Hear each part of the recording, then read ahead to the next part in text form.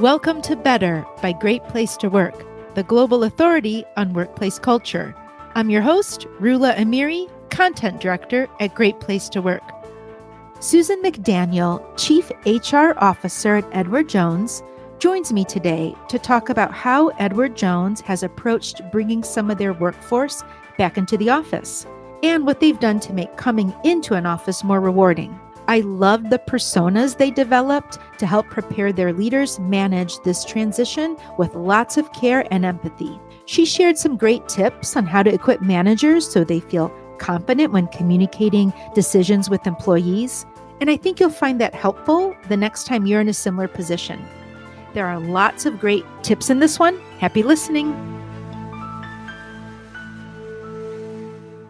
Suzan, welcome to the podcast. Hi, Rula. It's great to be here. It's great to have you on. You are the Chief Human Resources Officer at Edward Jones. I am. Correct me if I'm wrong, but I think it's safe to say that your time at Edward Jones has been quite the ride.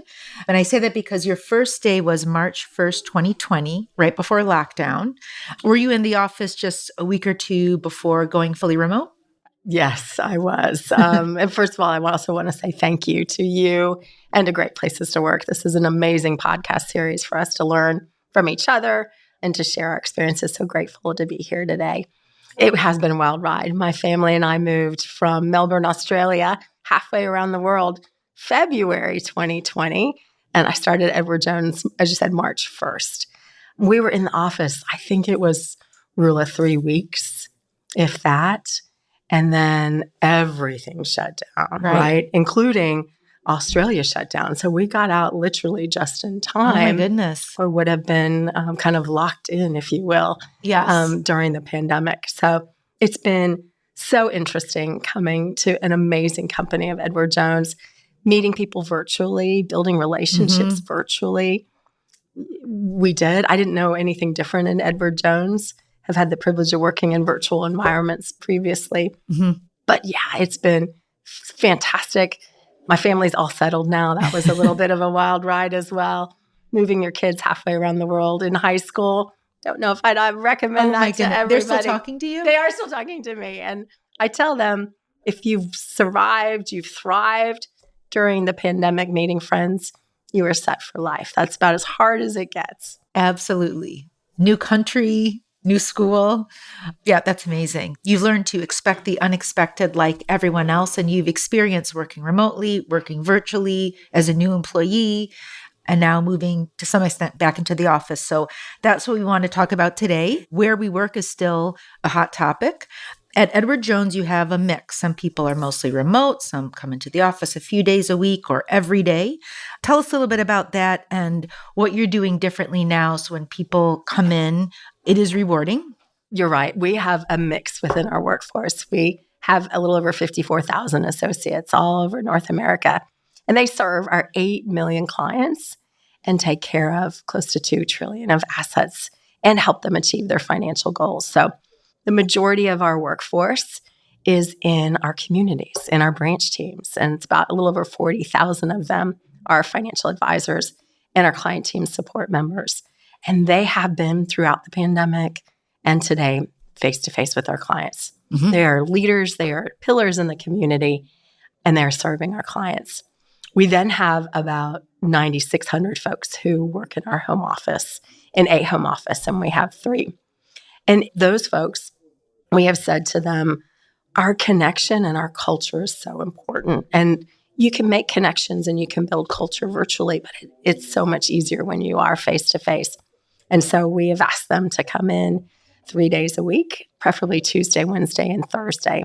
And that's where you organize your meetings to be face-to-face in there. We always have hybrid meetings because we have roughly 40% of them working remotely.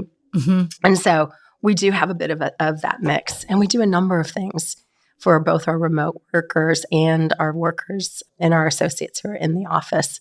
Some of the things we do for our associates in the office are really around listening to them about the little things that matter the most. Right? Let's talk about those. Give us some examples. You know, they're big things and they're little things. We heard from our associates, hey, it's great that we used to do one-on-ones walking on the phone. Can we have walking trails? So we've got walking trails in some of our campuses. We have outdoor meeting spaces where you can get outside and be able to have meetings. We know that our parents often don't have time to cook dinner and a healthy dinner. And so in our cafe, we have healthy meals for folks to take home to their families. Mm-hmm. We also know that folks want to have fun, right, Rula? And so one of the things we have is a pickleball court and in one of our locations and cornhole, so you can just take a break and be able to have a good time with your associates and your teammates. And then we also have an associate committee that really looks after our associates in our home offices, and they make recommendations and things that are important to do for our associates. They get to hand out tickets. We have an amazing sports teams, if you will, in St. Louis and in our home offices, arts community, and different musical festivals and concerts. And so they hand out tickets to our associates and their families to be able to attend these great events together. So we listen a lot. We respond a lot. We invest also in our facilities that we have to make sure that they're collaborative, to make sure that they're new and that they promote that connection with our associates. That's fantastic. And I ask that because our research shows remote employees are more likely to look forward to work than people going to an office at a typical or average company. So supporting that in-person connection is so important. I love all the examples you shared. One follow-up, you mentioned you have all meetings are hybrid because you have 40% are not in the home office, in a home office. So that means there's a screen so they can listen in. One thing I wanted to ask you was about ways to improve meetings and meeting times. I think you've talked to me in the past about if there's a meeting and people are in the office, to gather in a conference room together where everyone can join. And then the times of day are important for meetings. I think those gets back to your point about the little things. And so if you want to expand on that a little bit. Sure. Yeah. So I think we at Edward Jones in our home office, again, are like many companies where we have a mix of people that are remote and working in different communities. We've been able to hire an amazing talent base and access to great diverse talent by having a national hiring strategy. And so then that means when we come together, we're going to have face-to-face and we're going to have remote associates. And so when we can, and we are in St. Louis or we're in one of our Mississauga or Tempe, we get folks together in a room and they take the meeting in the room. We've got cameras that look in the room and that be able to make you feel like you're really a part of it. And we also have associates that are on the Zoom screen. So we do meeting protocols, right? We have raise hands. We give heart emojis. We give thumbs up. We make it as interactive as we possibly can for our associates. But that's, I think, just a way of being for many organizations these days, to be both in person and remote. Meeting times are important. We're across all 4 different time zones in North America. And so don't start meetings too early. If you're on the West Coast, making sure you're ending meetings also at a reasonable time so folks on the East Coast are not staying back too late. And part of building that in-person connection, you mentioned listening to your people, your employees, to know what they need. You mentioned trails, things that they want. Also, I think something you've mentioned in the past is they want, make my life easier. If I have to come in, what does that mean? And how have you made their lives easier? Yeah, when they come in. When they come in. Yeah. So one of the things we did, I'm really proud of our associates. We have a very special culture at Edward Jones. It's a spirit of caring. It's an altruistic organization where we are here to serve others. And so as we have come back into our hybrid activation, we call it, for our home office associates, we had our colleagues greeting each other, standing at the door, being able to greet them. We brought in some of the fan favorites, if you will. It's a company called Ted Drew's, which has amazing frozen custard, and we brought that in. And so it's those little things that are important. We also use technology, Rula. I think like a lot of organizations, a lot of times folks were really worried about, hey, am I going to be able to hear people? Because there are going to be a lot of conversations happening. So the tech teams have installed some kind of noise canceling that takes out that kind of level of noise so folks can really have more in-depth conversations. And so those are some of the things. We've invested in our leaders. We know that this is really a leader-led work that we need to do with hybrid activation. And so we've invested heavily in building our leaders' skills and capabilities. Online platforms such as, we call it Ed. It has great content that you can curate for any topic, from Harvard, from Udemy, great content that folks can listen to on the go, in podcast nudges, you name it, at their leisure. So those are some of the things we've done with our leaders who we know are so important to help make it easier for our associates. We also use data and segment our workforce and understand different personas in our workforce and what personas they may have and how they may feel about a certain topic. And then we help prepare our leaders for having great conversations with them on that topic. They practice together. They support each other. They give tips and tricks in our town halls and our leader town halls. So in addition to what we do for our associates, we're heavily invested in ensuring our leaders are prepared and able to have great conversations. So talk to me a little bit more about those personas. Can you share some examples or how and why they're developed and how they're helping your leaders do better at leading? Yeah. So let's take hybrid activation as an example. We knew that there would be a wide range of feelings coming back into the workplace. It's deeply personal, right? Coming out of COVID, seeing the impact that it's had on families, being comfortable working from home, getting time to spend with your families more at home. We know that. And so we leaned into that in a really big way, in a human-centered way, and approached this with deep care, deep empathy, and deep curiosity, but also conviction and confidence about our decision to have hybrid activation. And so we said, okay, we know everyone's not going to be super excited. There's going to be people that are going to be really fearful. Maybe you have a sick child that you fear coming into the office. You might catch a cold like I have now, and I'm on the tail end of one right now. So you'll hear the raspiness in my voice, but not wanting to spread that, right, to children. So we had personas of people that were more fearful about coming into the office, how to have that empathetic conversation with them, how to really understand what's driving that. And then we have flexibility within our framework of 3 days. Not every week it's going to be 3 days, and we don't have set work hours. And so how you have that empathetic conversation to understand, well, help me understand what you're worried about. What's underneath that? How does that land for you? And be able to have one-on-one conversations with the leader and the associate. Some folks were super excited. So we had personas about people who are like, I can't wait to come back to work. Other personas were kind of in the middle. I might have sold my car. I don't have a car. I might have moved residences. How do I think about this? So we really try to prepare our leaders as best we could through these personas, through data, and through lots of practice that they had with leaders giving coaching and feedback on how they responded to a certain answer, and were able to help bring in a colleague along. Yeah, let's talk about that. So leaders are helping. So you develop personas and then help them practice communicating with employees in those persona groups. I don't know if those are talking points or just kind of reenacting conversations.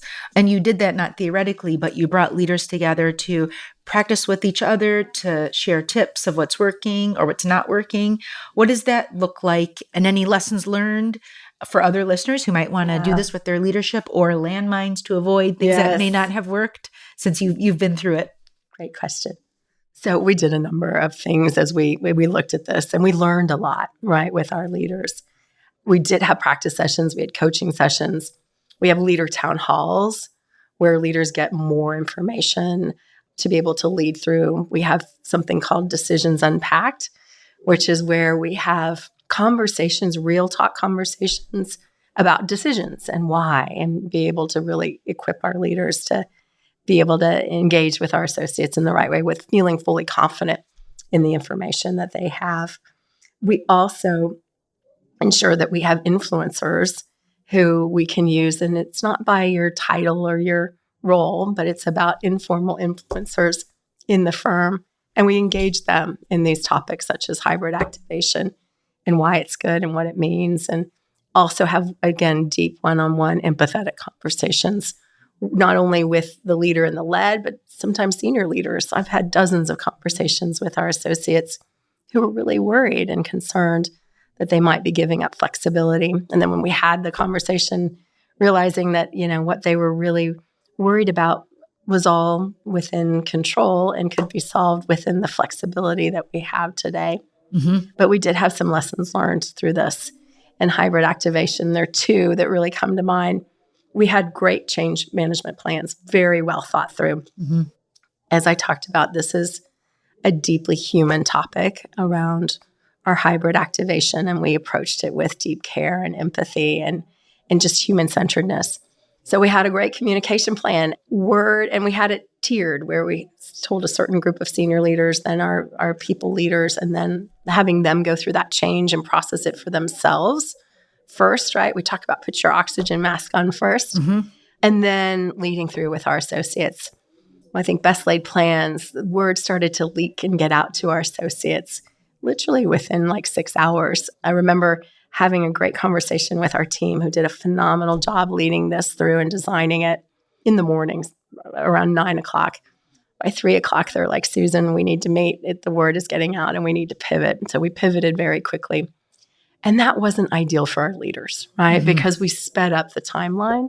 And it put our leaders, honestly, in just a tough spot because they were processing it, but then having to lead it as well. But it was really important that our associates heard from us directly versus hearing grapevine or something else. And we wanted them to understand that we care, that this is important, this is critical for us in our business, and the why behind it. So that was one lesson learned around trying to control the communications and ensuring things don't leak.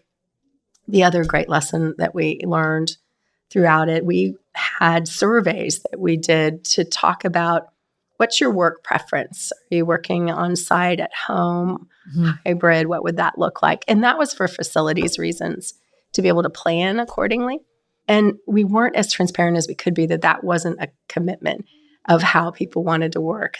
Oh, I see. That could be changing over time. And so I think lesson learned is be really careful in all your communications, read for the unintended, ensure that you're being that fulsome. Now, we had shared this was for a period of time, but people recall what they want to recall from that as well. And so we've spent a lot of time having to have really good conversations with our associates about what that was, why it's important that we work together to support our culture, and what that looks like for today. And to put this into a little bit more context, when you talk about the hybrid activation, that is, to be clear, moving from a primarily remote workforce to the office 3 days a week. That's right. For some associates. That's right. For our home office-based associates. Right. And what's the percentage of employees who work primarily remotely? Yeah. So we have about 9,600 in our home office, right? And about 40,000 in our field. And so about 60% of our home office associates are hybrid, and they work within a 1 hour commutable distance, which is how we define it. So about 40% of them are remote and working from home. Let's talk about employee well-being. We did a recent study, and we found that psychological and emotional health hasn't budged over the last 2 years, since 2021, regardless of where you work. And this is at a typical company. And that tells us that companies need to recommit to listening to their people and what they need.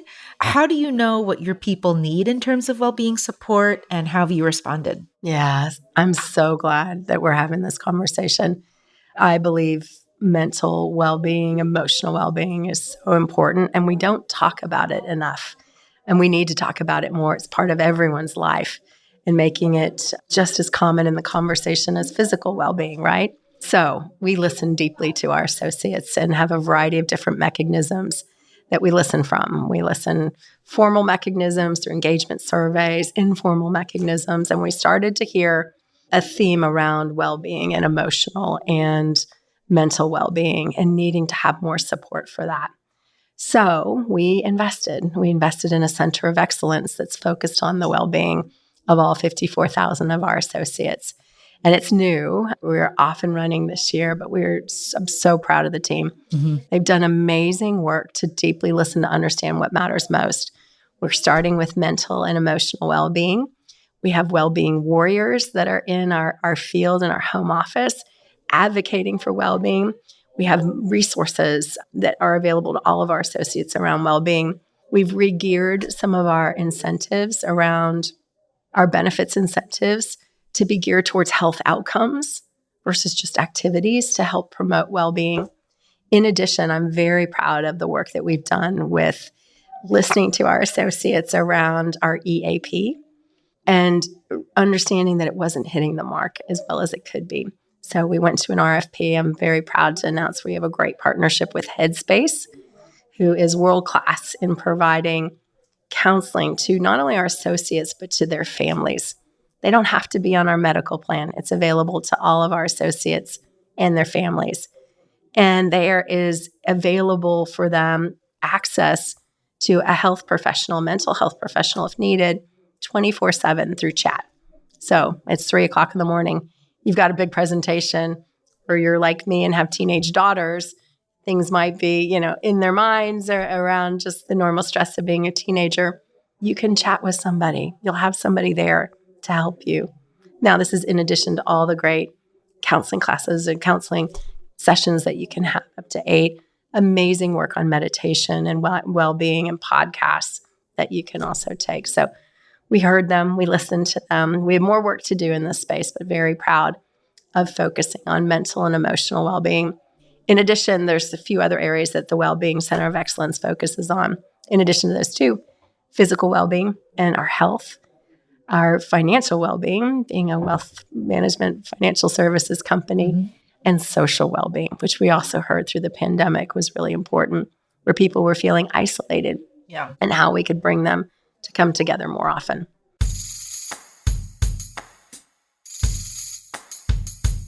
Hey, everyone. If you like listening to the podcast, then don't miss the Great Place to Work For All Summit in April in Las Vegas, where you will learn from the best in the world, meet more than 1,500 leaders, and get insights on what the data says drives business success. And that's people and culture.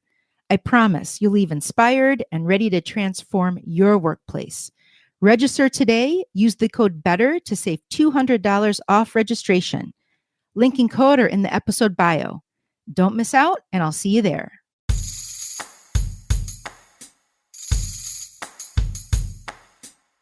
What advice would you go back and give your younger self? Oh my goodness. Where do I start? There's a lot of advice in there. So there's probably a couple things that come to mind immediately. We were blessed and we had Cint Marshall come and speak with us. She's the CEO of the Dallas Mavericks. She is incredible. We love her. Incredible leader. Yes, she is. And she talked to us, Rula, about rubber balls and crystal balls and how in life you know the difference between the two. And she talked about, and I think I would give my younger self this feedback. There's always going to be a lot going on. But know what are things that's a rubber ball that if it falls or it drops, it's okay because it's going to bounce, right? And be really clear on your crystal ball moments. And those are the balls that if they drop, they shatter. Those are the moments that really matter as a mom, as a wife, as a sister, as an associate that you have. And so really being clear on those crystal ball moments. The second thing I would tell my younger self, and I heard this, a colleague at my previous organization shared this with me, and it's a saying that he said to himself that I now say to myself all the time. And that is, when things are intense or there's always going to be a lot of good things that are going on, right? Hold it lightly. Don't hold it tightly. And that would be the advice I'd have for myself around just this too will pass, breathe, hold it lightly, don't hold it tightly. How do you create a sense of well-being for yourself? Such a good question. I love to do a number of creative things when I'm not at work. And I'm not very good at all. But I find it kind of quiets your mind and you focus. So I love to paint and paint acrylics. Again, I'm not very good, but love to paint, particularly flowers and things like that. I love to cook. My husband and I love to cook, particularly on the weekends. Our family favorite is paella and cooking. That's paella a hard dish to make. It's surprisingly easy. Okay. Once you get it all together, you just let it sit there. And the hard thing is to not stir the rice, which I'm terrible at. My husband Eddie's like, stop stirring the rice. But it's delicious. And we love to cook together. We also love to work out. Lifting weights, I think, is great. Pushing yourself, challenging yourself. We love to travel and see all different parts of the world. Having lived in Australia, we kind of got the travel bug living over there. And so those types of things are really important. Also, meditating being mindful, giving gratitude.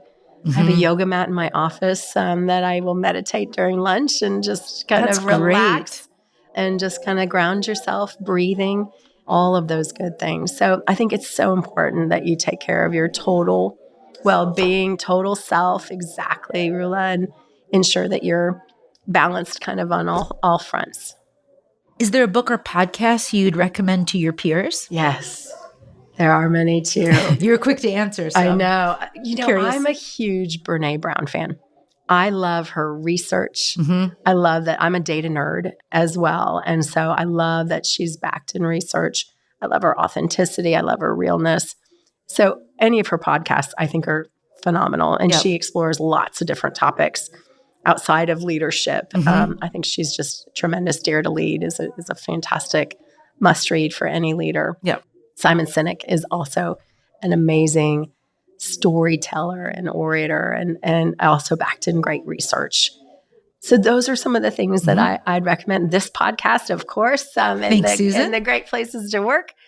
Always learn and listening to the different podcasts from different folks in CHROs and taking those golden nuggets with me. Has there been a challenge you faced in the last year, either personally or professionally? And what did you learn about yourself? Such a good question. And the last year is within my first year of being a CHRO. So there are lots of challenges and lots of things I learned.